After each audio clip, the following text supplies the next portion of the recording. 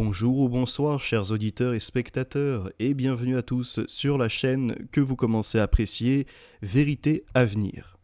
Soyez actifs par des likes, des partages et surtout en faisant fonctionner les méninges par les commentaires. Oui, je tenais à faire une suite à l'émission Le droit à la critique plus le bonus T pour le Talmud de Bavli, Babylone, qui est une suite du Talmud de Jérusalem dont nous avons analysé quelques passages où je vous ai notamment retranscrit qu'en effet, il y a des gamins qui sont mariés, mais je n'arrivais pas à retrouver la référence de 3 ans. Et un jour, comme c'est le cas dans le Sanhédrin 55b que je vous ai exposé il y a à peu près 2 ans et demi, 3 ans, alors j'ai continué mes recherches. Aujourd'hui, il y aura du plus. Et à ceci, je tenais à dire que c'est peut-être une série sur le droit à la critique des religions. D'ailleurs, j'ai fait remarquer qu'à une certaine époque, les juifs ont eu droit à cette critique et se sont fait petits. Les chrétiens également, qu'ils soient catholiques, orthodoxes, protestants, calvinistes ou encore dans le mormonisme et dans d'autres branches qui existent, il y a eu la critique libérée qui a permis d'ailleurs de réduire les formes de persécution, d'enfermement, de torture même de la part de certains rois, où il y avait ces parties sombres de l'histoire, je vous en ai parlé, et aujourd'hui il se fait l'heure de produire aussi la critique de l'islam pour vivre en commun. J'ai voulu débuter cette série d'ailleurs avec ça, c'est-à-dire différents religieux qui vivent sur un même sol sans vouloir s'entretuer, il faut accepter la critique. C'est très important. Et l'échange entre Ben le Patriote et Jacques le Fou a été fort instructif sur la démarche. D'un côté, un Ben le Patriote, sous une certaine taquilla, en disant « venons-en à une parole commune, ne nous critiquons pas, essayons d'apaiser les tensions ». Et de l'autre, un Jacques le Fou qui explique qu'au contraire, il faut libérer la critique de toutes parts, y compris derrière celle des politiques, des athées et des différentes religions, puisque sinon on ne peut pas vivre en commun. C'est-à-dire qu'il y en a un qui est plus sacralisé que les autres, ou même en forme de protection, ce qui se passe, c'est que c'est la démographie qui l'emporte. Il y a le je, le nous et le vous. Et là, ça pose un souci. C'est-à-dire que le je s'efface dans une communauté et vient se démarquer, entre autres, par, selon la pratique qu'il rejoint, un mode alimentaire différent.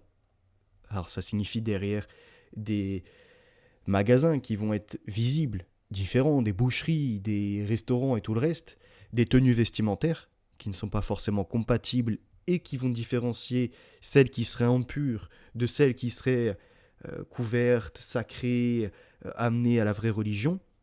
Derrière, c'est également des conflits en tout genre. Et quand on en revient aux écrits, il y a des choses absurdes.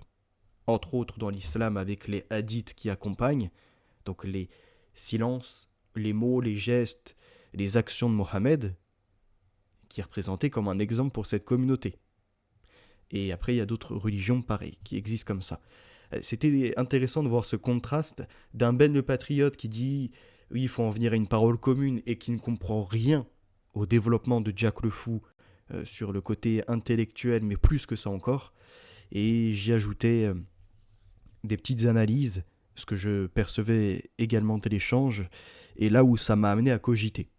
Pourtant, je suis chrétien, et le blasphème est tout de même condamné.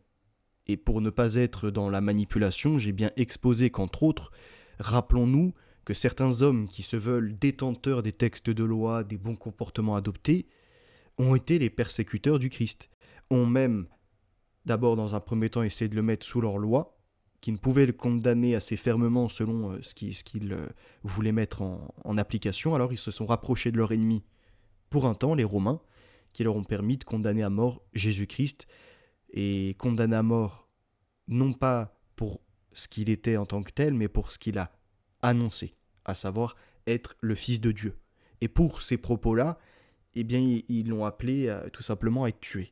Et aujourd'hui, on remarque que dans une autre religion qui a poursuivi le judaïsme, ou du moins le talmudisme, il en est de même.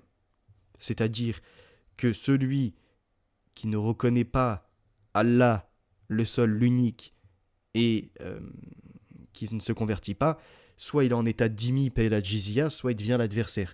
Et il y a également eu dans cette action-là, dans le Coran, les éléments comme quoi Dieu est pardonneur, miséricordieux, il fait pour tout le monde, en tout cas il reconnaît la faiblesse de l'homme, mais il y a une chose qu'il ne pardonne pas, c'est de lui donner un associé, un fils. Et alors une personne qui ferait ça serait dans l'égarement, dans le blasphème, et nous avons analysé que pour les blasphémateurs comme pour ceux qui font l'apostasie, il existe 4 écoles du sunnisme, toutes ont pour condition d'appliquer la mort, de tuer celui qui a blasphémé. Et on rappelle, le blasphème, ça serait entre autres de donner un fils à Dieu. Après, vous me direz, il y a certains musulmans qui n'appliquent pas ça à la lettre. Oui, mais il y a le danger que massivement un jour, il soit sous un califat et que celui-ci applique les annonces des 4 écoles, donc Hanafites, Malikites, il y avait Hanbalites et une autre c'était Shaféite. Voilà, ça c'est un danger. À ceci, comme je vous indiquais, on ne se leurrait pas, les rois en Europe ont fait également des crimes, ils coupaient carrément des langues, ils faisaient enfermer, de la torture, ils étaient capables de coudre les lèvres, bref, il y a eu de l'horreur aussi en termes de Moyen-Âge, sauf qu'aujourd'hui, ceux qui sont encore là à marier des petites filles, donc en essayant de reproduire ce qui était fait au Moyen-Âge, et en plus qui n'était pas une coutume répandue, parce que ça c'est pareil, c'est un vaste sujet dont on a déjà abordé. Saint Thomas d'Aquin, il n'a jamais légitimé le fait que des vieux de 30 ans, 40 ans soient avec des enfants. Il parlait en général de légitimer les rapports entre enfants ou avec de jeunes adultes. C'est d'ailleurs pour ça qu'on avait toujours des différences d'âge d'à peu près 10-15 ans. Ce que l'on retrouve dans les études statistiques, entre autres au Canada, dans les années 1600 à 1780, à peu près, donc sur 2 siècles, on voit qu'en effet, très peu de personnes au-dessus de 30 ans étaient mariées avec des jeunes filles de 12, 14, 16 ans. Et il n'y avait pas de mariage en dessous d'ailleurs. Autre élément qui est intéressant, c'est que ceux qui disent que l'Église a répandu ça, comment expliquent-ils à ce moment-là que en Europe, la majorité des mariages que l'on voit de nos parents, grands-parents et encore ceux d'avant, sur les carnets de famille, sur les suivis généalogiques, n'inscrivent pas du tout ça. Si c'était répandu, quel à ce moment-là phénomène aurait du jour au lendemain arrêté ces mariages? Ils ne se l'expliquent pas. Alors ils vont essayer de jouer entre autres de l'âge, en disant que fut un temps, l'âge moyen c'était de mourir à 35-40 ans. Mais si c'était donc l'âge moyen de mourir à 35-40 ans, sachant qu'une moyenne ne signifie pas grand-chose, mais imaginons, ça veut donc dire que les hommes mouraient au même âge, et donc que les jeunes hommes n'avaient pas intérêt d'attendre d'avoir 25-30 ans ou quasiment l'approche de leur mort pour essayer de se marier avec une fille de leur âge. Donc au final, ça revient exactement à ce qu'on décrit, à savoir que des jeunes filles de 12 ans pouvaient être mariées à des jeunes hommes de 18 ans, 16 ans, 20 ans, etc. Ce qui aujourd'hui serait scandaleux. Ne l'était pas à l'époque. Mais rien à voir avec ce que l'on va retrouver dans le Talmud ou encore avec ce qui est appliqué par l'élève des rabbins de la Mecque, à savoir Mohammed. Puisque Mohammed, vous l'avez compris, par le livre Islam, entreprise juive, est en réalité une création des talmudistes. Pourquoi? Attaquer le christianisme. Parce qu'en fait, Jésus-Christ, tout simplement, il a renversé leur dogme. Il leur a montré que lapider des femmes parce qu'elles étaient accusées d'adultère, c'était pas la voie de Dieu ni la loi de ce Créateur. Et il y a bien d'autres choses encore comme ça, où Jésus a été au niveau des Sanhédrins, au niveau des rabbis, à enseigner dans les synagogues, et en fait il s'est fait sienne de toutes ces aventures, ces textes, ces écrits, pour leur montrer la folie qu'ils étaient en train de pratiquer. Et je me questionne même après sur un autre élément, mais ça me regarde que moi. Quant au Proverbe 8, est-ce que le Christ, en ayant connaissance, n'a pas fait une adaptabilité? Où est-il vraiment le logo, ce verbe et tout? Enfin, ça c'est un autre sujet plus vaste, puisqu'on rappelle que tout ce qui nous est accessible aujourd'hui l'a été principalement par ce qui est écrit, retranscrit de la main des hommes. Et ça pose question. À ceci, je voulais pas trop m'égarer non plus, donc là je vous laisserai reconsulter, en plus c'est des contenus de 1 heure, 1 heure et demie, c'est top, franchement c'est optimal. Je voulais dire que ce soit la Torah, que l'on se penche sur ce qui précédait au niveau de l'Égypte, parce qu'il y avait, on en a parlé, notamment chez los Holocauste, avec Socrate Akhenaton, donc qui était un intervenant, qui revenait entre autres sur Amon, Akhenaton, et toutes ces croyances-là qui venaient d'Égypte. On rappellera que Les Juifs sont censés avoir fait un exil, l'exode plus précisément même de l'Égypte pour aller être protégés. Et que parmi les figures d'autorité, il y en a quand même un, il a tué un Égyptien. Même si l'Égyptien persécutait un de ses frères, il l'a tué. Et qu'on a pas mal de choses comme ça qui interpellent. Est-ce que Dieu même demanderait à Abraham de sacrifier son fils pour le mettre à l'épreuve? Et on est encore sur le sacrifier un enfant comme les dogmes précédents, Baal, Moloch et tout ça l'exigeaient. Donc ça pose une interpellation. Autre élément, c'est que selon la Torah, Isaac était âgé à peu près d'une quarantaine d'années, rencontre une jeune fille, Rebecca, dont on n'a pas l'âge, mais jeune fille, c'est à ces époques, on est au maximum à 15 ans, on va dire 14-15 ans, maximum de maximum, on peut être à 10-12 piges au minimum. Donc ça interpelle. Selon les talmudistes, elle avait même 3 ans et un jour. Et on va essayer de comprendre pourquoi après. On sait qu'ils ont attendu à peu près 20 ans avant de vouloir avoir des enfants et de demander à Dieu d'intervenir. Parce qu'ils pensaient qu'elle était infertile, Rebecca. Donc tout ceci mène en tout cas à une certaine compréhension. Le Talmud légitime ce qu'on va voir après, certains actes horribles, et l'islam qui poursuit au 7e siècle, pareil, légitime par Mohammed et ses enseignements des rabbins, de se rapprocher des petites filles. Donc lui, c'est pas 3 ans, c'est 6 ans.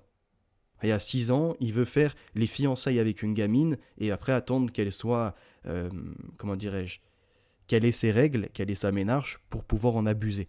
Certains diront que ça, c'est un vieillard de 50 ans, même plus, avec une jeune fille de 6 ans qui la fiançaille et qui attend 9 ans qu'elle ait ses premières règles pour lui sauter dessus. Pour eux, c'est une sexualité de reproduction. Or, je vous l'ai déjà prouvé, de manière biologique, au niveau du phénotype et tout le reste, le corps n'est pas apte à 9, 10, 12 ans au niveau de l'hymen pour accueillir un enfant. Souvent, ça mène à des désastres. Certains vont dire oui, quand la jeune fille devient jeune femme aux alentours de son adolescence, là, il y a moins de difficultés, moins de complications pour mettre au monde un enfant. Mais on n'est plus du coup à 9 ans, à 10 ans ou 12 ans, on approche plutôt des 16, 18 ans. Et donc en effet, là, le corps est dans une certaine aptitude à accueillir un enfant, puisque ce n'est pas un enfant qui sera avec un bébé, on est sur une jeune femme qui peut en effet avoir un bébé. Les termes sont différents, le corps a eu son évolution, les hormones se sont bien diffusées et s'est formé. C'est-à-dire aux alentours des 18-20 ans, il n'y a plus trop de transformation. Or, et là les autres sont des menteurs, une fille de 9, 10, 12 ans, malgré qu'elle ait sa ménarche, son corps n'est pas encore formé. Il n'est pas définitif, entre guillemets. Quand je dis définitif, c'est dans sa croissance, ses hormones et tout le reste. C'est-à-dire que ce soit sa taille, que ce soit sa corpulence et tutti quanti. Même si après, il peut y avoir des modifications par rapport à l'alimentation et ce qu'il en est. Mais vous m'avez très bien compris. Donc ça, c'est une dissimulation de l'horreur. Et que se passe-t-il actuellement? C'est que certains disent, oui, mais regardez, nous, Mohamed, c'est 6 ans, et là, soi-disant, comment je peux dire ça? Et il a eu des rapports avec elle, de façon bien consentie et tout ça, même le consentement, dans une Arabie éloignée, d'une enfant qui n'est pas alphabétisée, comment ça, elle est consentante? Ou le Mohamed, en plus, va voir ses parents pour essayer d'obtenir une autorisation. Eh bien, en fait, c'est une pratique qui est effectuée, il faut le savoir, par les talmudistes. Les talmudistes, on va voir qu'ils peuvent même marier un bébé de une journée, et enfin fiancer du moins le bébé d'une journée, mais ils appellent ça un mariage, et après auprès du père, ils attendent qu'elle soit en âge de... Comment on appelle ça? Ouais, en âge où elle a ses règles, sa ménarche, où elle peut être en période d'ovulation. Donc en fait, le Talmud, quand il dit une journée ou même 3 ans et un jour, que l'enfant peut être cueilli directement auprès de ses parents en attendant qu'elle soit, comme dans l'islam finalement, en état de ménarche, ça nous provient des mêmes endroits, entre le désert de l'Arabie, là où il y a l'Égypte, et là où il y a la Babylonie. C'est important. C'est vraiment sur ces secteurs-là. C'est des religions qui ne proviennent pas d'Europe. Et en Europe, on n'a pas ces traditions-là, de marier des enfants et tout le reste.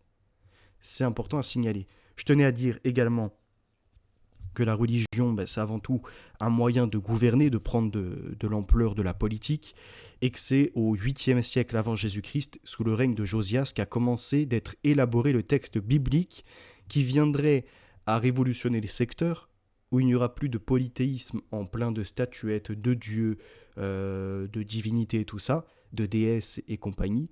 Il faut maintenant rassembler le tout sous un, c'est-à-dire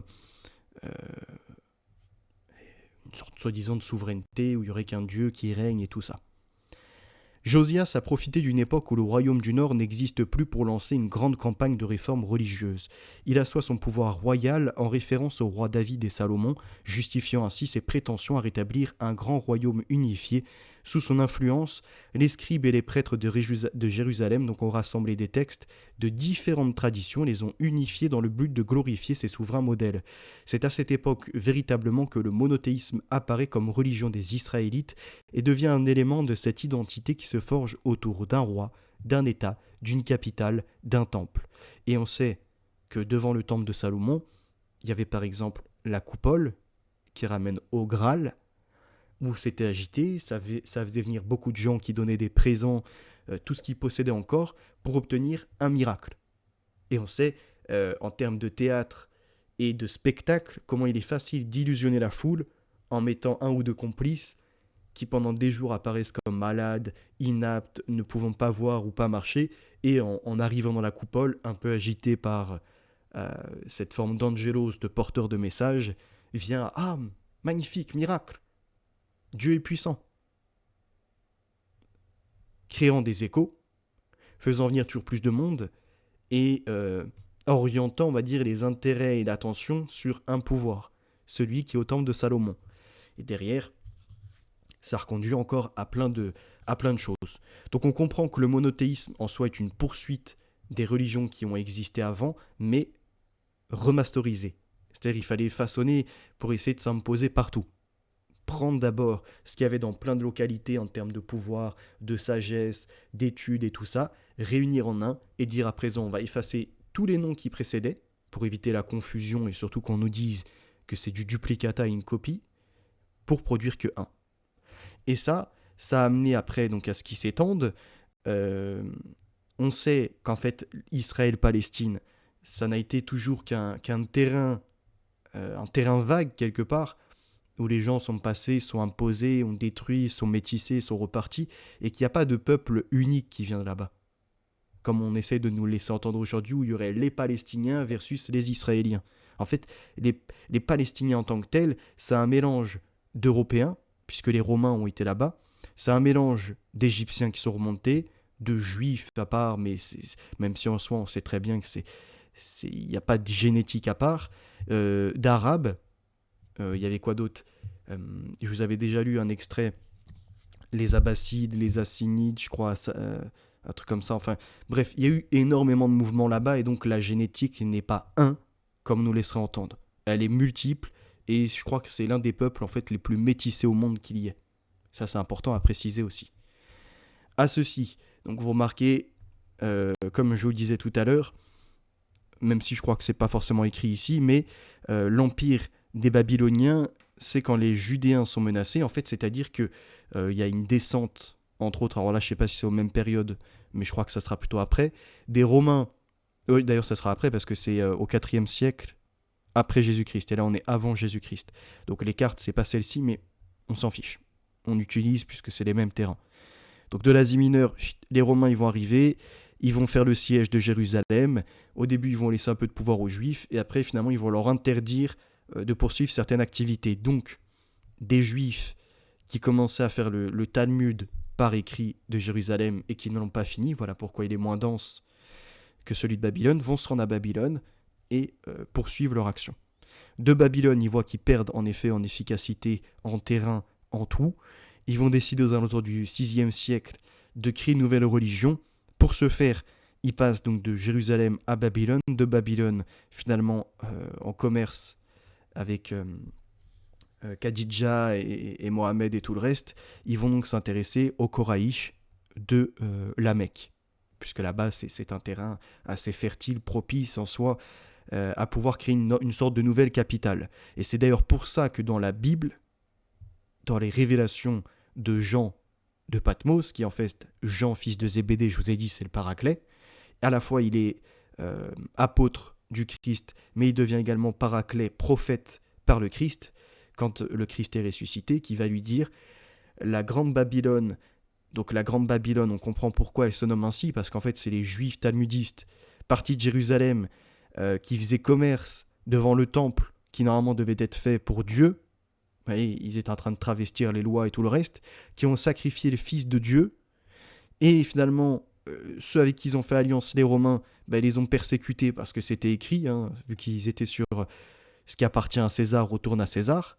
Ils décident de s'expatrier en Babylonie. Ils poursuivent leur Talmud avec, entre autres, on va voir l'attaque du Christ. Et de Babylone, ils vont finalement trouver refuge à la Mecque. Et c'est là où ils peuvent faire adorer le cube, comme ils l'ont d'ailleurs sur leur crâne.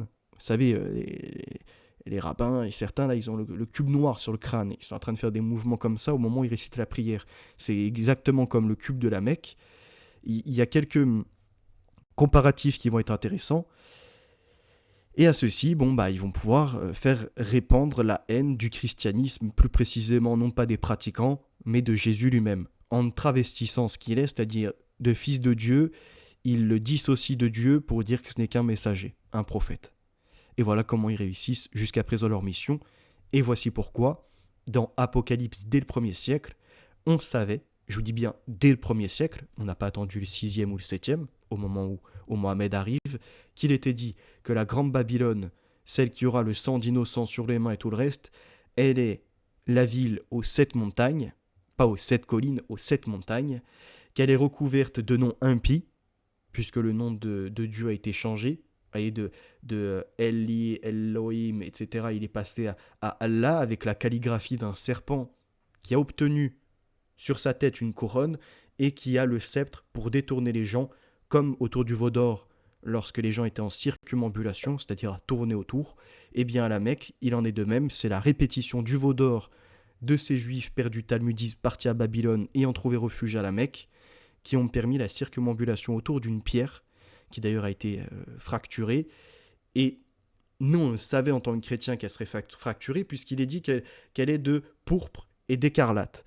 Et qu'en effet, la pierre est d'un rouge très foncé qui pourrait limite être du noir, et que pour la rassembler, et qu'elle puisse être touchée, encore vénérée, approchée par les adeptes, eh bien, ils ont mis je crois que c'est de la poix. En tout cas, c'est une couleur rouge, qui est différente d'un rouge très foncé. Et donc, on est en effet sur des couleurs de pourpre et d'écarlate. Nous sommes dans un désert, sur une ville aux 7 montagnes, qui continue à prendre en ampleur, en pouvoir, qui a persécuté tout au long de son histoire les chrétiens, entre autres quand elle arrive en Afrique du Nord par les barbaresques, qui eux ont trouvé la voie de l'Europe, et ont, par les juifs talmudistes, fait des actions pour, entre autres, castrer des petits chrétiens, en faire des eunuques, prendre des femmes blanches et des fillettes et les mettre dans leur harem pour en abuser, mais je dis c'est tellement horrible. Et tout ceci en complicité, et aujourd'hui c'est les mêmes en complicité sur notre France, donc sur la fille aînée de l'Église, qui ont ainsi leur pouvoir désastreux, comme en Angleterre, celui de prostituer des petites filles blanches, entre autres, de s'en prendre aux chrétiens, aux chrétiennes, et le tout en complicité, où l'un renvoie à l'autre face de la pièce. C'est-à-dire, le musulman va dire, non, regarde les juifs, les talmudistes, et les talmudistes vont orienter les chrétiens à dire, non, mais regardez d'abord le musulman. Et en fait, les deux sont la même pièce, et continuent leur acte désastreux, immonde. Ceci étant inscrit, je vous propose, après quasiment une demi-heure, de passer sur les sombres éléments du Talmud, entre autres de ce qu'ils attribuent soi-disant à Jésus. Et après, on parlera des mariages, donc des âges de mariage, et on verra que je serai plus complet aujourd'hui que la dernière fois, et que ceci n'était pas du tout une défense du Talmud, ni même des talmudistes, etc. Je vous laisse d'ailleurs écouter ce passage. Je dis bien que comme pour l'islam, ils sont immondes. Alors attendez, hop, que je vous active le son. Déjà, il n'est pas pratiqué par tous les juifs, et que le Talmud qui nous est relaté pour le Sanhédrin 55b du Talmud de Babylone n'est pas le même que celui que l'on va voir dans le Talmud de Jérusalem. C'est important. Donc là, si j'ai dit ça, je vous l'explique mieux aujourd'hui, c'est parce que le Talmud de Jérusalem n'est pas fini puisqu'ils sont chassés par les Romains et c'est le Talmud de Babylone qui finalise en ajoutant plus des rabbins et tout le reste dans la démarche. C'est important, et écoutez bien ce que je dis. Attendez, on va juste remettre là. N'est pas le même que celui que l'on va voir dans le Talmud de Jérusalem. C'est important à comprendre. Mais néanmoins, on remarque quelque chose. C'est que dès lors qu'on parle des écrits, il y a des juifs extrémistes qui vont me dire que tu es un antisémite. Hein, vous n'hallucinez pas. Reddit a fait fermer plein de posts et en a laissé certains ouverts, notamment un qui a dit « Je suis juif et j'étudie le Talmud ». Et je remets en question certains passages. Donc c'est il y a 9 ans. Je vous laisserai après aller consulter. C'est quand même intéressant de voir qu'il existe des chrétiens, des juifs et des musulmans qui peuvent remettre en question leurs écrits, surtout quand ils s'aperçoivent des horreurs auxquelles on essaye de les faire participer. Regardez. Gitin 57a, le Talmud de William Davidson, qui est reconnu. Et d'ailleurs, j'apprécie ce site parce qu'en fait, quand on enlève la traduction, hop, c'est même pas il est en anglais, mais je veux dire, on a l'hébreu juste au-dessus. Donc les gens, ouais, ils peuvent pas dire non, ça n'existe pas, c'est pas vrai. On a l'hébreu à chaque fois. J'ai voulu aussi vous dire qu'il était important donc de critiquer toutes les religions, les juifs, le Talmud, les musulmans sunnites, chiites, les chrétiens, peu importe la confession à laquelle ils appartiennent. Ça doit être essentiel. D'ailleurs, même les chrétiens, il y en a certains, ils sont égarés à adorer des pierres et tout le reste. Hein. Il faut aussi dire ce qu'il en est. Et le chrétien, tu peux le critiquer, lui, il va plutôt aller essayer de regarder si oui ou non ça correspond. Tu vas pas dire non, toi tu parles pas l'araméen, ou il va pas en fait comme ça, non. Le chrétien, il est honnête. Il va dire bah attends, écoute, qu'est-ce qui ne pourrait pas aller, quelles sont les incohérences, on va essayer d'échanger. Alors que le musulman, et c'est pour ça que je le soulève dedans, c'est intéressant, il va te dire t'as pas le contexte, t'as pas la science, tu ne parles pas l'arabe, ah mais attends, on a peut-être oublié la dizaine pour par exemple Aïcha, ah mais c'était une autre époque, ah si et ça et ça et ça. Donc en fait, ils essayent toujours de se cacher après quelque chose, et toi tu es obligé d'y aller par double bouchée, et plus de travail encore pour leur dire non, ok, je déconstruis ton premier palier, entre guillemets, bouclier que tu as voulu mettre en disant on n'a pas l'arabe, parce que ça voudrait dire sinon que les différentes écoles sunnites et même chiites autorisent à ce qu'il y ait des faux Corans. Pourtant, c'est votre critique entre autres, de certaines Torahs et des évangiles en disant qu'on ne sait plus où est le vrai, où est le faux. Puisqu'on n'est plus sur la langue, entre guillemets, originelle. Donc, votre critique, elle ne tient pas. De plus, tous les musulmans ne pratiquent pas et ne parlent pas l'arabe. Et en plus de ceci, la plupart des musulmans ne sont même pas arabes. Donc, ça efface encore cette partie. Même si l'étymologie des mots est importante et tout le reste. Le contexte, ça voudrait dire que c'est caduque. Si tu veux mettre du contexte en disant non, mais c'était une autre époque, type Sourate 9, verset 5, Sourate 9, verset 30, et nous laisser entendre qu'aujourd'hui c'est en paix et que jamais il n'a appelé dans leur prêche ou encore dans leur prière à anéantir ceux qui disent Yeshua est fils de Dieu et Uzaïr est fils d'Allah. Et ça n'a pas de sens. Enfin, plein de trucs comme ça où on est obligé de les déconstruire à chaque fois, y aller avec les arguments et leur prouver en fait que le Coran est d'inspiration d'ailleurs talmudiste. On remarquera ça, je vous mettrai des exemples pour la femme qui est comparée à un champ à labourer. J'ai retrouvé la même chose dans le Talmud. Pour les mariages, ça y est, on a compris. Y a quoi d'autre? J'ai vu également pour la lapidation, pour le blasphème, c'est pareil. Pour la manière de manger également. Pour l'idolâtrie, condamné, mais il laisse tout de même la possibilité d'embrasser une pierre. Ça, c'est pas considéré comme de l'idolâtrie. C'est bizarre, c'est ce que Mohamed a fait. Et puis, il est question aussi du jet de pierre. Je crois que c'est pour condamner Satan, un truc comme ça. Enfin, c'est intéressant, c'est quelques éléments que je rajoute. Pour revenir aux écrits, hop. Donc c'est là. Onkelos alla alors ressusciter Balaam par nécromancie. C'est-à-dire la nécromancie, c'est ramener les morts à la vie. Il lui demanda « Qui est le plus important dans le monde, où tu te trouves maintenant ?» Balaam répondit « Le peuple juif. » Alors Balaam, c'est, je crois, celui qui fait sacrifier les enfants et tout. Attendez, on va remettre, mais il me semble, si je fais ça, rechercher, Balaam, est un personnage biblique, fils de Béor et devint Péor, Mésopotamie. Donc on est toujours sur les mêmes endroits. Alors attendez, hop. Il me semble que c'est les gens qui font passer leur fils par l'épée.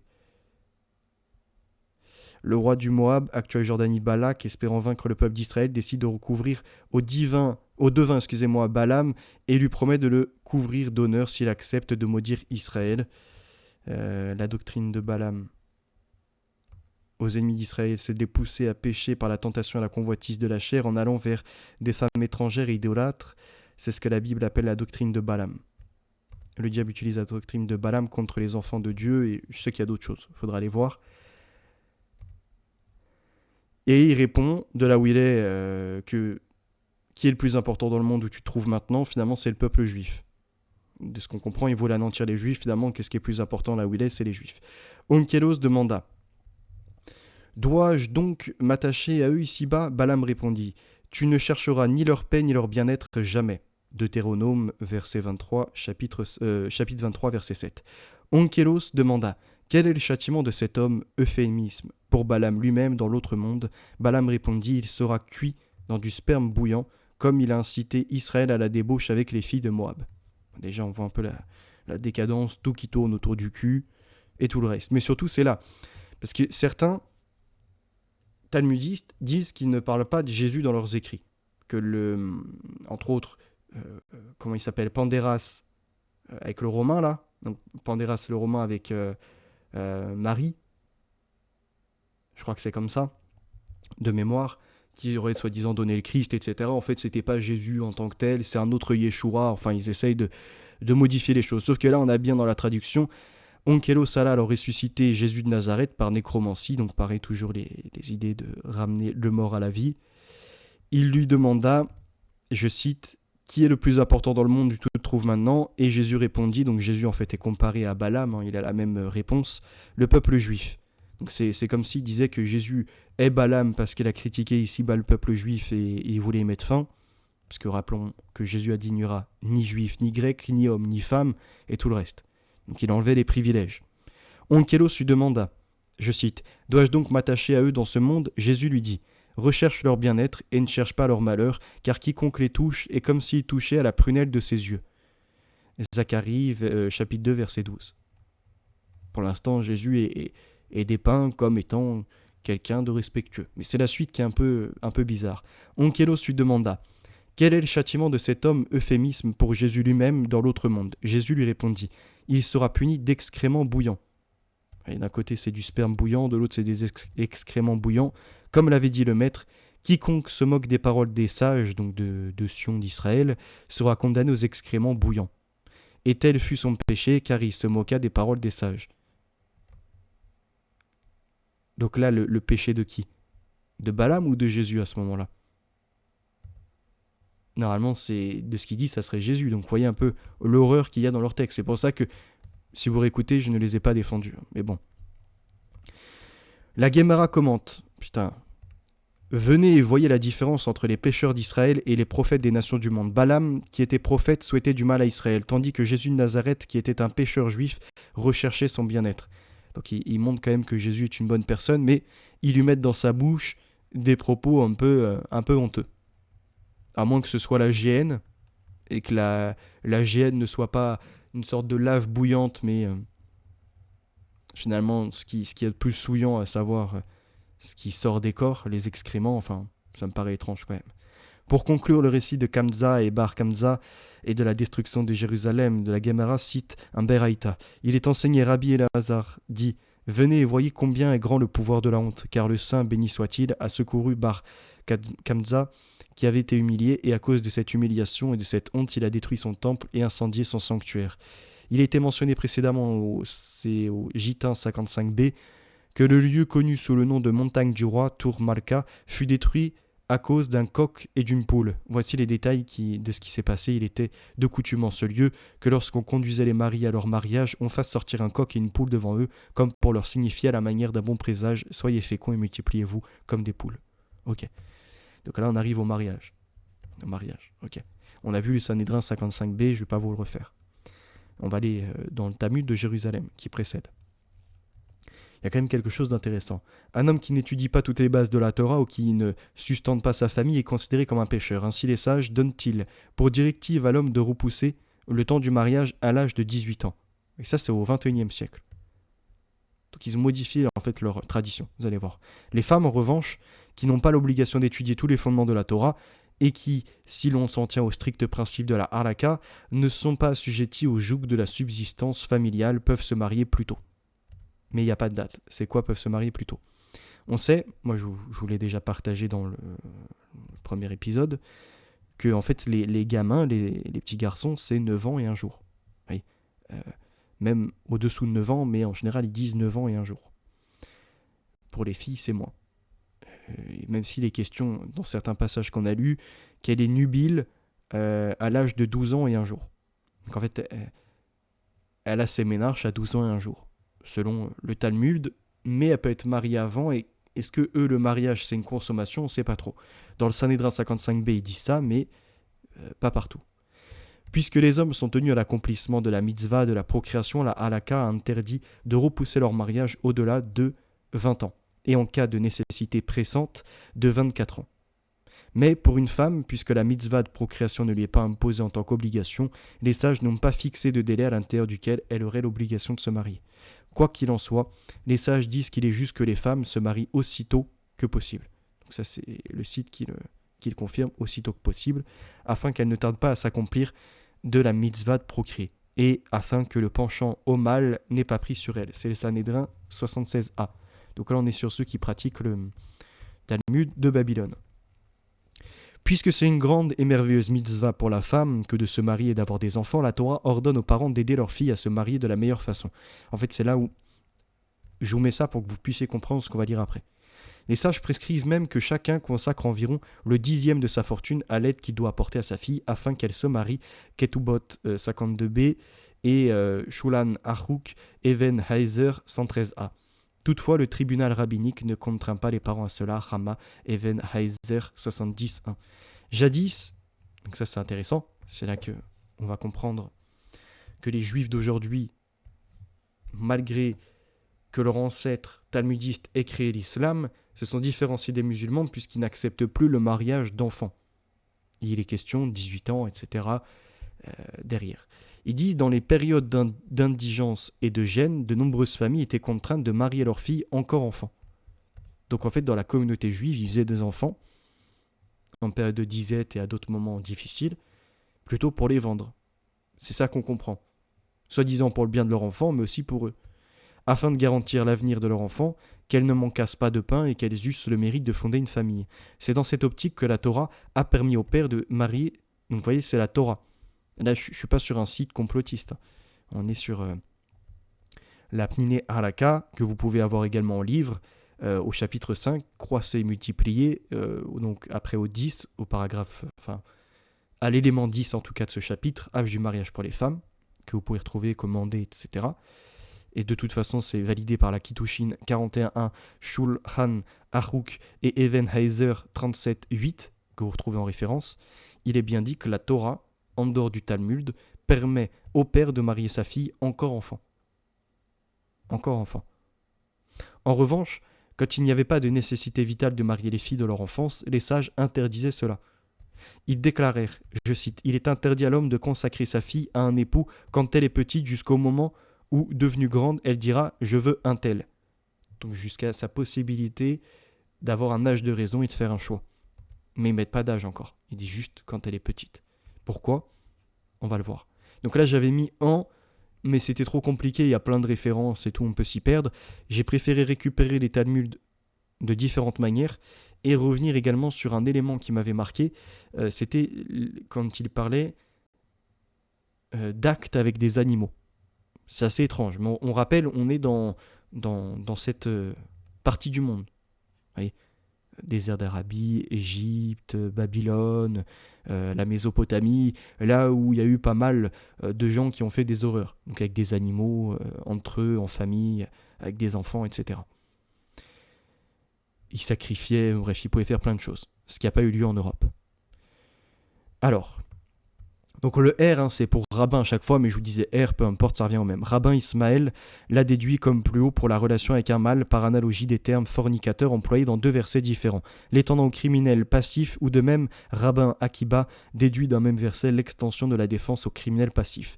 Toutefois, la pénalité du retranchement applicable à ce dernier ne se trouve pas dite selon Ismaël. La déduction tirée plus haut pour la relation avec un mâle de l'analogie des mots abomination n'existe pas au présent cas. De plus, la peine de mort applicable à un tel homme par le tribunal ne se trouve dite ni d'après rabbin Ismaël ni d'après rabbin Akiba. Il faut donc recourir à l'interprétation du verset suivant. Donc là, ils reviennent à la Torah, Exode au chapitre 22 au verset 20. Tout individu qui cohabite, mais c'est pas qui fait le coït, mais qui cohabite avec un animal doit être mis à mort, et celui qui sacrifie au faux Dieu sera voué à l'anathème. Donc excommunié et vu comme un païen. On remarque donc que selon eux de la Torah, déjà, on voit bien qu'en fait ils n'y croient plus parce que c'est pas appliqué aujourd'hui. Combien de juifs qui ont chez eux un chat, un chien, peu importe. Mais on remarque en revanche que dans les consignes données à Mohammed et de ce qui a été suivi, avoir entre autres un chien à son domicile, c'est mal vu. On sait que dans les communautés musulmanes, les chiens sont errants. Et d'ailleurs même au niveau de la Mecque, les chats sont dehors. Ils ne sont pas dans les logements. Parce qu'ils reprennent les principes de la Torah qui ont été revalidés par le Talmud et après joints à Mohammed. Donc tout individu qui cohabite avec un animal, quand même, voyez la folie de ces gens, doit être mis à mort. Et celui qui sacrifie au faux Dieu sera voué à l'anathème. Le premier membre de phrase inutile, répétition, donc après de ce chapitre 18, verset 15, sera applicable aux criminels passifs et comparaison sera faite avec le sacrificateur aux idoles. Comme l'idolâtre est passible d'une peine de la lapidation et du retranchement, il en sera de même pour le criminel passif par rapport à l'animal. Entre ces 2 interprétations, il y a une différence pratique. Au cas où un homme a eu avec un mâle des relations contre nature. Donc là, on ne comprend plus si c'est un homo qui est catégorisé comme un animal ou si c'est un mâle animal comme on a vu précédemment. Des fois, il y a des choses bizarres. D'abord active, puis passive. Donc invit et initus est. Selon rabbin Ismaël, un tel individu est 2 fois coupable en raison des 2 versets auxquels se réfère ce rabbin. D'après rabbin Akiba, qui tire la déduction d'un seul verset, il n'est qu'une fois coupable. Lorsqu'un homme s'est approché d'un animal puis a subi un contact, il est 2 fois coupable, soit d'après rabbin Akiba, soit d'après rabbin Ismaël. En outre, celui qui a cohabité avec un mâle et avec un animal est 2 fois coupable.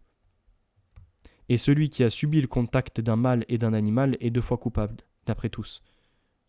Celui qui a cohabité avec 2 mâles est 2 fois coupable, comme ses complices le sont. Et s'il a subi le contact de 2 mâles, il est 2 fois coupable, comme ses complices le sont. On a enseigné pour la relation avec le mâle, on ne considère pas l'enfant. C'est-à-dire que là, en fait, le mâle, si du coup ils disent on ne considère pas l'enfant, c'est que c'est un humain. Et donc en fait, c'est pas l'enfant, entre guillemets, là, dans cette situation, comment dirais-je, qui aurait demandé à un adulte des rapports. En fait, c'est un abus sur un gamin de la part d'un homo de leur communauté et auquel cas, il ne le cautionne pas puisqu'il doit être mis à mort. C'est ce qui est dit. Sauf que, attendez, ça c'est ce qu'on pourra en déduire, mais qu'est-ce qui est inscrit ? On a enseigné pour la relation avec le mâle, on ne considère pas l'enfant jusqu'à 3 ans, à l'égal d'un homme fait. Mais pour la relation avec l'animal, l'enfant est aussi coupable qu'une grande personne. Donc si un enfant fait avec un animal ou cohabite avec un animal, il est par 1 fois ou par 2 fois coupable. Rabbin Éléazar en explique la raison. Comme pour une relation interdite avec une fille, il y a crime lorsqu'elle a atteint l'âge de 3 ans et 1 jour. Donc en fait, ce qui se passe, c'est que c'est contradictoire, mais c'est bizarre. Dans leur écrit, qu'est-ce qui se passe ? Ils disent une relation interdite avec une fille, il y a crime lorsqu'elle a atteint l'âge de 3 ans et 1 jour. Parce qu'en fait, à 3 ans et 1 jour, elle n'aurait pas consenti. Mais donc, inférieure, elle ne pouvait ni émettre d'avis, ni comprendre, et donc il n'y a pas de crime. C'est ça qu'ils disent. Il en est de même pour le crime contre nature avec un animal. Rabbin Aboun Elia demanda à Rabbin Zera d'où vient que Rabbin Ismaël, Rabbin Akiba diffèrent d'avis pour la relation contre nature avec un mâle ou un animal, tandis qu'ils sont d'accord pour tout autre commerce sexuel. C'est que, répondit Rabbin Zera, à tous les autres cas, on applique l'expression consanguin. Lévitique, au chapitre 18, verset 6. Non usité pour les crimes contre nature. Mais fut-il objecté, ce terme n'est pas applicable à la femme menstruée. Alors, donc la femme menstruée, selon eux, là, c'est la vieille dame, quoi. Et pourtant, y a-t-il discussion à ce sujet ? Donc ce n'est pas une raison. Rabbin Jérémie dit au nom de Rabbin Abahu de l'analogie des termes s'approcher, usité pour des relations illicites et pour la femme menstruée. On conclut qu'il semble qu'une même qualification de consanguinité se réfère à tous les cas. Rabbin Hiya B. Ada, donc je pense que c'est Bar, le B, Bar, donc par, fils de. En fait, ça revient à Ibn pour les musulmans et ils essayent de retracer les schémas, on va dire, de qui a dit qui par rapport à quoi. Demanda au nom de Rabbin Ilanina, donc, d'où sait-on la défense même des relations avec une femme menstruée, avant de recourir à l'analogie des termes s'approcher. On a déduit, répond Rabbin Yossé Ben ou Bar Haboun, de l'emploi ultérieur superflu des mots ne découvre pas. Donc après, là, on reprend la note identique, c'est-à-dire le Lévitique 18 et au verset 19. L'interdit à la femme de provoquer l'animal à s'approcher d'elle est connu, de ce qu'il est dit. Donc pareil, Lévitique 18 au verset 23. Une femme ne devra pas se tenir devant un animal pour qu'il s'accouple avec elle. C'est une union abominable. La pénalité du retranchement est exprimée dans ces mots. Je ne vais pas vous refaire à chaque fois. Verset 29. Si quelqu'un accomplit une de ces abominations, cette âme sera retranchée, etc. De plus, ce tribunal inflige alors la peine de mort selon ces mots. Une femme qui s'approcherait d'un animal pour qu'il s'accouple avec elle, tu la tueras ainsi que l'animal. Ils doivent être mis à mort. Leur supplice est mérité. Donc, on a de l'horreur dans l'horreur. C'est-à-dire, dans ces régions du monde, des femmes ou des hommes qui peuvent faire avec des animaux et qui sont condamnés après à mort par les mêmes membres de leur communauté. Or, par analogie de ces mots avec la défense du même crime par l'homme, on conclut que la pénalité est celle de la lapidation. Donc la lapidation, c'est les jets de cailloux sur une femme, ou un homme, peu importe, condamné à mort. Rabbin Abba ben Mamal objecta contre la Mishnah. Donc la Mishnah, c'est les commentaires, on va dire de façon orale, du Pentateuque, enfin des 5 premiers livres de la Torah, Genèse, etc., et l'ajout de rabbin, d'analyse, on va dire de loi, quoi. Disant de lapider l'animal pour le mal dont il a été causé au cas où l'homme aurait commis un tel acte sans en avoir conscience. Alors là, c'est pareil, hein, c'est ce qui m'avait interpellé dans le Sanhédrin, je sais plus si c'était 55b ou pas, mais en gros d'avoir fait avec un animal sans en avoir conscience, enfin je sais pas.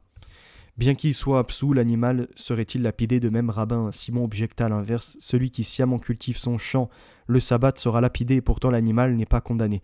Il s'agit seulement dans la Mishnah du mal causé par l'animal par suite d'un acte honteux, selon l'explication par Rabbin Samuel ben Rabbin Isaac de ces mots. De leur argent et de leur or, ils ont fait des idoles pour susciter le retranchement. Ceci ressemble à la malédiction de celui qui dira que les ossements d'un tel sont en poussière pour avoir poussé son fils vers le mal. Alors attendez, parce qu'il y a une chose que je voulais vous prendre. Ouais, c'était ça. Pour vous montrer par rapport aux musulmans. Je crois que c'était là.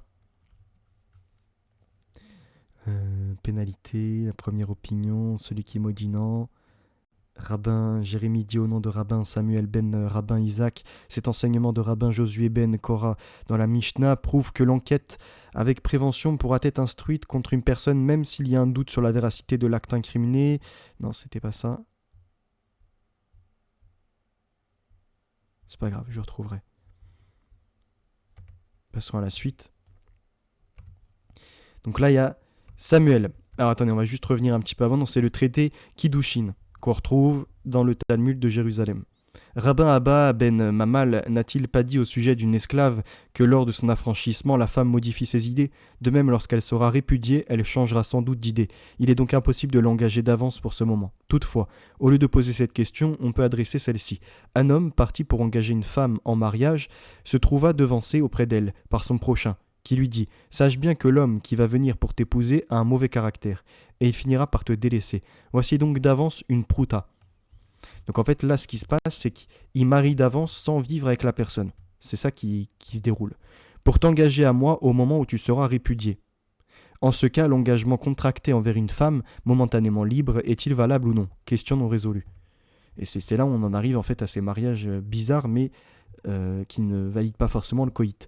Samuel dit: par suite de notre pauvreté de savoir, vu votre incertitude si l'engagement d'une femme sujette au lévira, donc le lévira c'est le mari décède et s'il y a des proches, normalement je crois que la femme elle doit aller avec eux. Il me semble que c'est ça.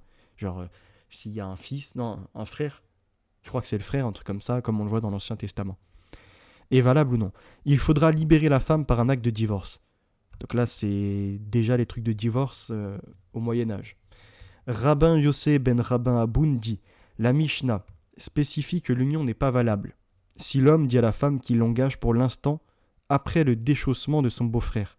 Donc, il ne peut pas la prendre en avance en la laissant aux mains de quelqu'un d'autre, entre guillemets, en attendant que la personne se comporte mal pour venir la récupérer dans l'histoire d'annuler un lévira, où normalement elle devrait aller avec quelqu'un de la famille qu'elle a épousé.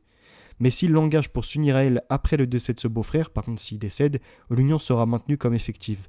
Rabbin Iya a enseigné: on peut épouser contre argent remis au père. C'est pour ça que je vous ai mis ça tout à l'heure. Selon la Torah, attendez, on était où? Voilà. Cette optique que la Torah permet au père de marier sa fille encore enfant. En fait, s'ils disent que c'est faux, on le voit. Rabbin Iya a enseigné: on peut épouser contre argent remis au père une fille âgée d'1 jour. C'est-à-dire, elle est née et elle est déjà mariée. Donc vous doutez que si elle est née, elle est déjà mariée, le mariage contracté, c'est pas comme un mariage d'adulte. Il n'y a pas de rapport. Je pense que là, ça va de soi. Et une fille de 3 ans 1 jour, c'est pareil, par la cohabitation, donc pas par le coït. C'est-à-dire que la fille de 1 jour, même si c'est bizarre ces formules, je vous l'accorde. Et encore une fois, je ne suis pas dans la défense. Mais il s'agit de comprendre de quoi il est question. Pour pas passer pour des stupides et être démentis par la presse et après, il n'y a plus de sujet. Non, c'est dangereux, c'est mauvais, mais essayons de voir de quoi il est question. Donc là, selon ce passage, en fait, comme ils veulent, les marier au plus vite, entre les mains de d'autres, ils font quoi pour récupérer de l'argent et tout le reste comme c'était vu avant, même si là, il n'y a pas les conditions qui sont réunies en disant qu'elle n'aura pas de pain, elle n'aura pas ce qu'il faut pour ses études ou autre encore. Il est dit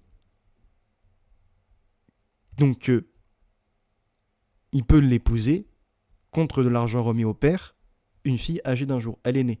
Parce qu'en fait, ils ne peuvent pas le faire avant, on va voir après, puisque on ne peut pas prendre un engagement sur ce qui n'a pas encore vu jour, même à l'état de fœtus ou ce qui précède l'embryon, puisqu'il pourrait y avoir une fausse couche et tout le reste.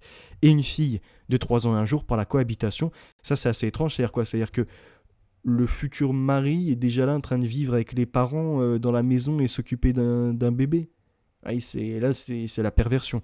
En effet, dit Rabbin Mena, notre Mishnah prouve que l'on peut se marier même à une enfant d'1 jour, puisqu'il y est dit, et là je vous mets la citation: si quelqu'un dit à son prochain vouloir engager d'avance la fille que sa femme mettra au monde, ce sera une parole nulle.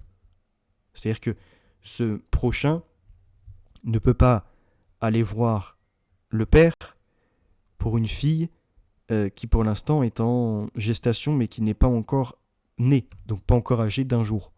C'est ça qui est dit.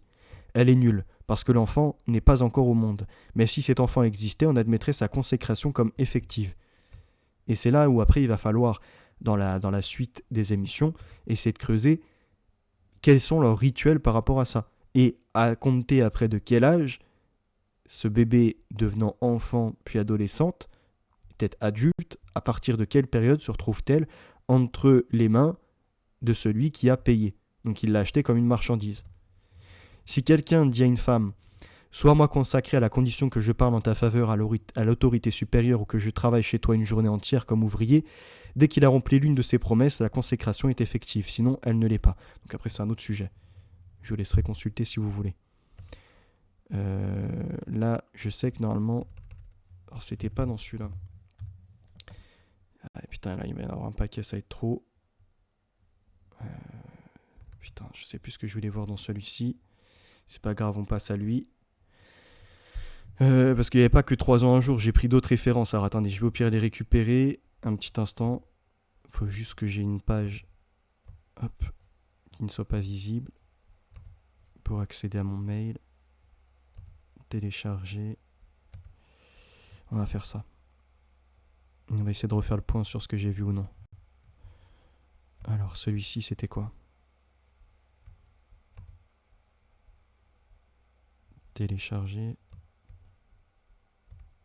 Télécharger. Télécharger. Télécharger. Télécharger. À condition que la connexion suive. Donc là, on va en ouvrir un déjà pour voir. Ainsi, une enfant pourra être vendue sans être à la cause d'une amende. Ouais, ça, on va le reprendre, on va le mettre après.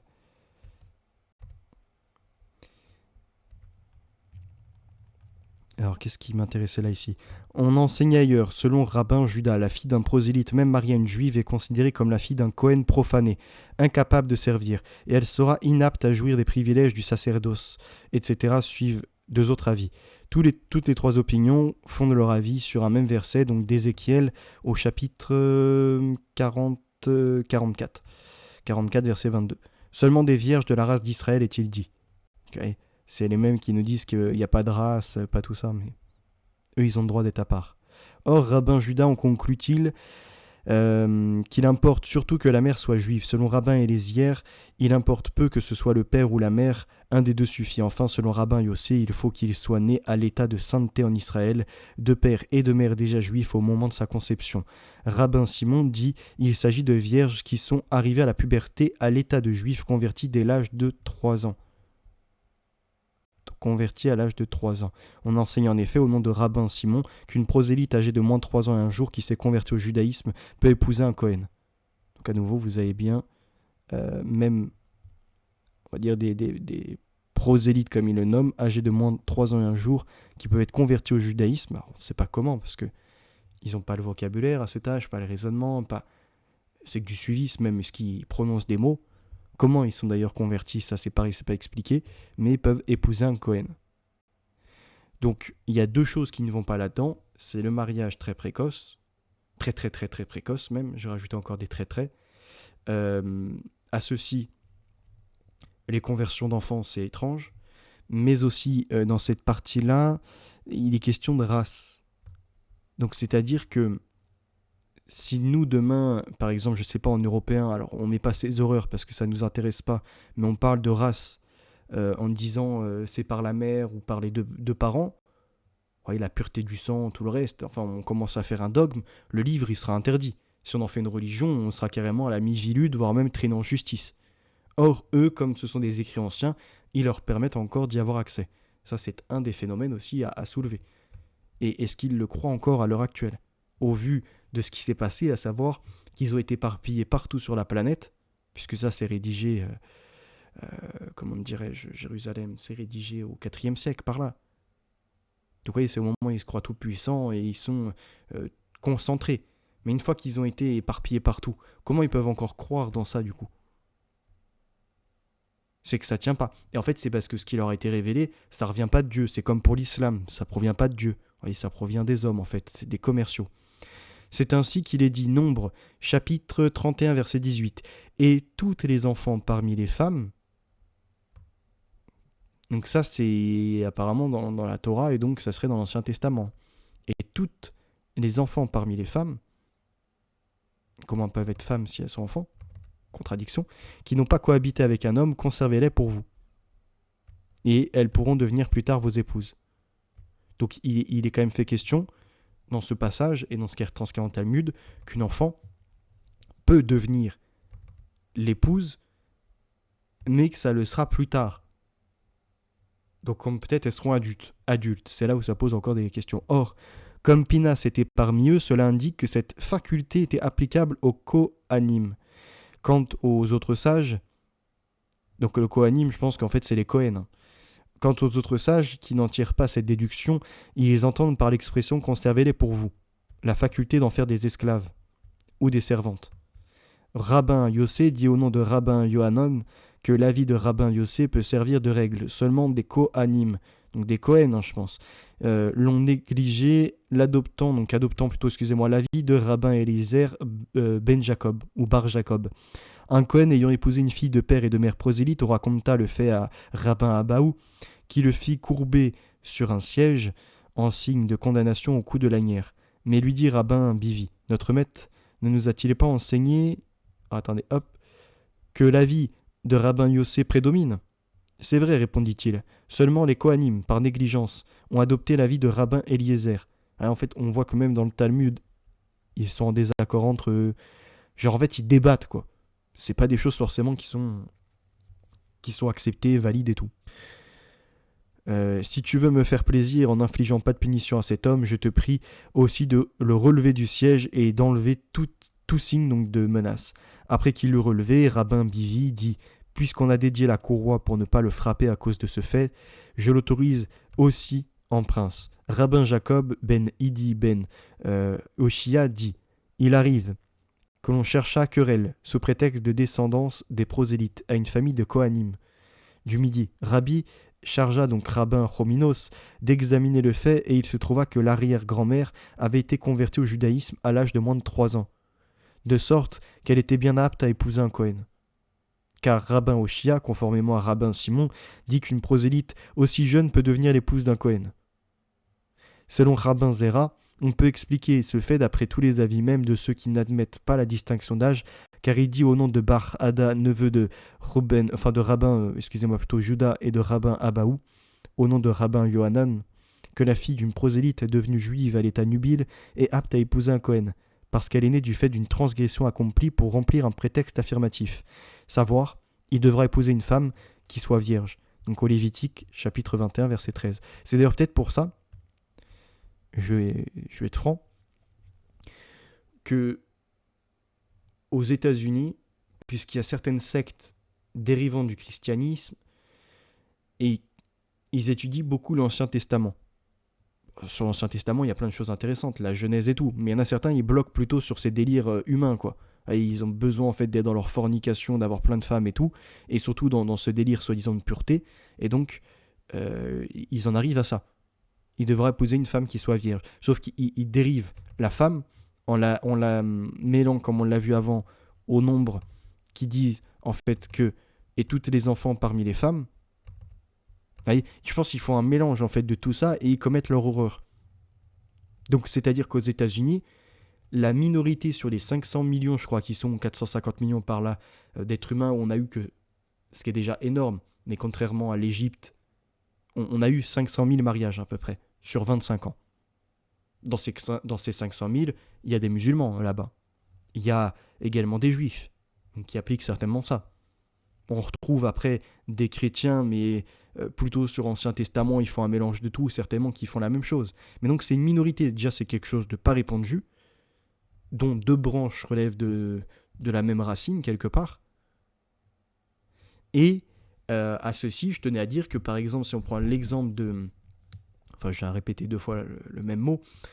En regardant en Égypte, pour la seule année de 2017, dans un pays où c'est 90% musulmans, pour la seule année de 2017, c'est 117 000 mariages d'enfants selon la charia. J'ai un livre que je viendrai vous présenter. Avant que les Européens interviennent au niveau de la Palestine, pour faire le mandat britannique et tout, les mariages s'effectuaient déjà aux alentours de 9 ans, 10 ans, 11 ans. Donc cette région, en termes de mœurs, elle n'a pas bougé. C'est ça que je veux vous dire. Et vu qu'il y a eu des mouvements de population, on s'est retrouvé avec des gens qui ont voulu expliquer en Europe que c'était normal. Voilà ce qui s'est passé. L'horreur a une origine, entre guillemets, et elle nous provient de ces parties du monde. Où aujourd'hui, on veut te laisser entendre que c'était une autre époque, qu'on n'a pas le contexte, et que tout est quanti, et finalement que si ça s'applique, c'est peut-être un bon modèle, parce que c'est une forme de reproduction.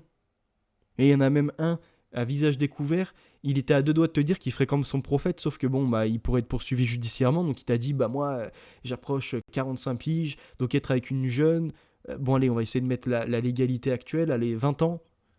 Vous voyez, pour les s'entendre qu'il pourrait être avec une plus jeune, alors qu'en fait, dans son comparatif, c'est strictement... ça n'a rien à voir. De vouloir se mettre en parallèle du prophète, entre guillemets, Mohammed, en disant, lui, il était avec une petite fille de 6 ans, puis à 9 ans, il était marié avec elle. Et lui, j'ai 42, 45 ans, je pourrais être avec une petite jeune. Et il a juste essayé de diminuer, on va dire, la gravité de ses propos. En fait, ce sont des monstres. Comment ils sont devenus monstres ? Tout simplement en allant vers la pire des religions. Ainsi, une enfant pourra être vendue sans être la cause d'une amende en cas de cohabitation illégale pour une jeune fille de plus de 12 ans. Il y a lieu de payer l'amende, mais elle n'est plus l'objet d'une vente. Enfin, une adolescente à 12 ans et demi ne peut être plus vendue, mais elle n'est pas non plus l'objet d'une vente. Celui qui déclare avoir séduit la fille d'un tel devra payer pour la honte et le dommage causé.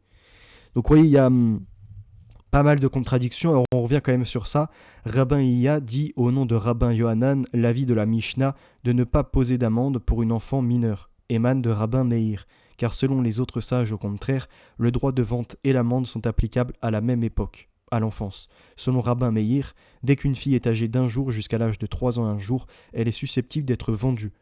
Mais celui qui a des relations avec elle n'est pas passible d'une amende, à partir de cet âge jusqu'à celui de la puberté. Elle est susceptible d'être vendue. En fait, vous savez pourquoi il n'est pas susceptible de prendre une amende ? Parce que c'est condamné à mort. Attendez, on va lire l'entièreté du passage. Donc en fait, à 3 ans et 1 jour, elle n'est pas dans la puberté.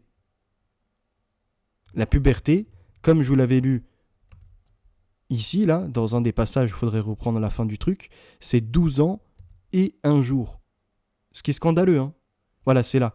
Un grand prêtre ne doit pas épouser de veuve, ni celle qui a été mariée réellement, ni une simple fiancée, ni une jeune fille veuve, à peine adolescente. En fait, l'adolescente, là où elle devient, comment dirais-je, comme ils disent, merde, comment ils appellent ça déjà ? Que j'en perds pas le fil. Pubère, excusez-moi, je sais pas pourquoi j'ai bugué comme ça sur ce mot. Elle l'est à compter de 12 ans et demi. Et ce passage-là, il est différent de celui que je suis en train de vous exposer ici, c'en est encore un autre, mais qui prouve que, en fait, ils font des mariages, mais sans consommation, c'est assez étrange. Là où Mohamed, peut-être, lui, dans sa perversion, par contre, il s'est dit, je ne fais pas qu'un mariage, moi je vais vraiment consommer. Donc selon Rabbin Meir, dès qu'une fille est âgée d'1 jour jusqu'à l'âge de 3 ans 1 jour, elle est susceptible d'être vendue, mais celui qui a des relations avec elle n'est pas passible d'une amende à partir de cet âge jusqu'à celui de la puberté. Elle est susceptible d'être vendue et celui qui a des relations avec elle n'est pas passible d'amende à partir de cette dernière époque jusqu'à la deuxième majorité. Celui qui a des relations avec elle est passible d'amende et on ne peut plus la vendre. Enfin, pendant l'époque transitoire de l'adolescence, on ne peut plus la vendre, mais elle ne donne pas lieu à une application d'amende. Selon les autres sages, au contraire, dès qu'une fille est âgée d'1 jour jusqu'à l'âge de 3 ans 1 jour, elle est susceptible d'être vendue, mais celui qui a des relations avec elle n'est pas passible d'amende. À partir de cet âge jusqu'à celui de la puberté, la faculté de vendre et d'appliquer l'amende en cas de relation par violence subsiste simultanément. On enseigne ailleurs, je cite, « Celui qui cohabite avec une jeune fille fiancée n'est pas coupable, passible de pénalité, que si c'est une jeune fille nubile, vierge, fiancée dans la maison de son père. Si 2 hommes ont cohabité avec elle, le premier seul mourra par lapidation. » Donc en fait, il tue. Et deuxième par strangulation. Donc vous voyez, ce passage prouve que, logiquement, si j'ai bien compris, interprété, etc., c'est qu'en fait, il est mari, mais on ne comprend rien en termes de mariage. En revanche, ils attendent qu'elles aient plus de 12 ans.